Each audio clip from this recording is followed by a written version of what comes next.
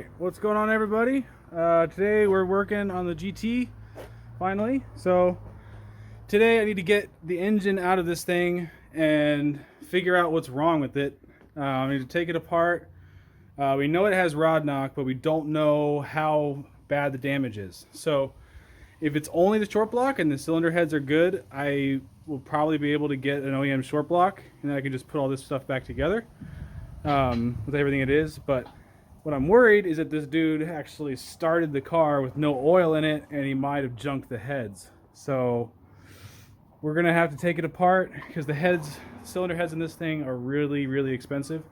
See it behind me there. So I got my engine stand all set up.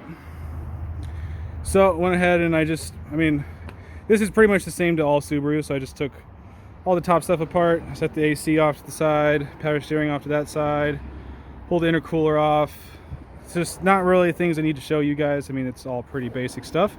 Got all the bell housing stuff off, so pretty much everything is disconnected right now, except I need to finish pulling this exhaust off the rest of the way because it's kind of hanging up on the hanger down there.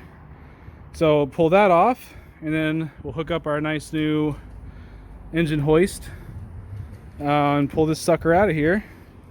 So I thought that was interesting. These newer ones had these quick disconnect fuel lines, so you need a special little tool, or you can use zip ties to push these clips in to release these. So pretty much all newer cars have that. So if you don't have one of those tool kits, definitely worth it if you're going to be working on newer shit boxes like this. So let's jack up the front and get this exhaust pulled off the back of the turbo, and then we can pull this thing out. All my feelings on fire, it's all time. You know I'm dying. I don't, you know I'm dying. It's all time. You know I'm dying. I don't, you know I'm dying. It's all time. I'll be there for you, calling me when you're lonely, dancing on the roof. Well, as you can see, this fucking thing will not separate. So I can't tell what the fuck is holding it up.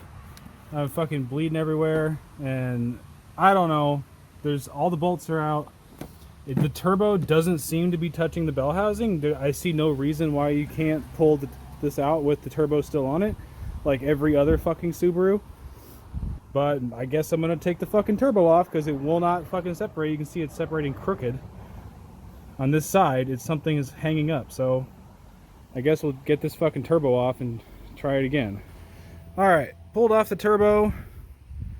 This is the VF40, so this thing's actually in pretty good shape. I was a little worried because, you know, you never know. These turbos are known for having issues, but man, it just looks... I wonder if this guy replaced this recently? I don't know. It's really in good shape, so... Obviously, I'm going to clean it out, make sure there's no metal in it, but, I mean, this thing is, like, not even rusty. Like, for having 100,000 miles on it, you'd think it'd be a little bit rougher shape, but really happy about that, because that is not a cheap turbo. So, you can see what's been holding me up is there's a dowel pin right there that's just seized in there from corrosion and stuff. So, I put a little PB blaster on it. So, let's keep yanking on it. On the roof, it feels like rendezvous. You know what to do. Keep your love for me only. I get high on you, yeah, you. Hey, baby, kiss me hard, don't All right, there she is. So it's actually, the guy wasn't lying. This looks like a brand new clutch. So that's pretty nice that it actually has a nice Exetti. It looks like Exetti stage 2. He said it was a stage 2, so I'm guessing he wasn't lying. So that's pretty sweet. So I did forget to disconnect this, as you guys probably saw the time lapse of me struggling. This is for the brake booster. I didn't even see this line, and I broke it. So the tip broke off right out of this thing. So I gotta get a new fitting for that. I can order one of those through work for probably, you know, $5-6 or whatever they cost. So I'll fix that when it goes back in. But now I need to figure out where I'm going to put this thing. I guess I'm going to put it on maybe a tire for now. It's really freaking windy right now. Oh, I need to set down the transmission.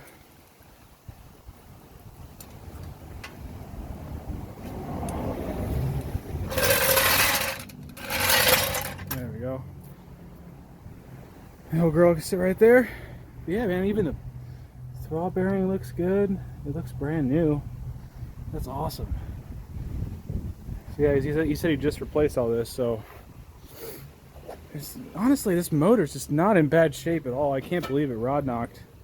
The turbo's in really great shape. The catted up pipe, which that sucks that it has one of those, but it's not even bad though.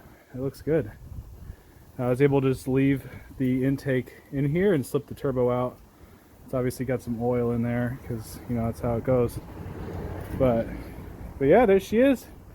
So let me find something to put this thing down on. All right, so got the motor out, got it on the little wheel dollies. Push it over into the corner back here while it'll wait until we get the motor put together. But I just need to get these things out.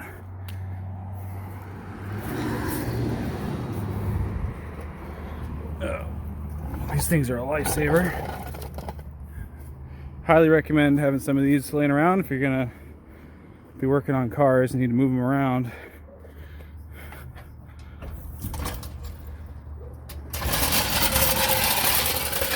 There we go. Now let's do the front. All right.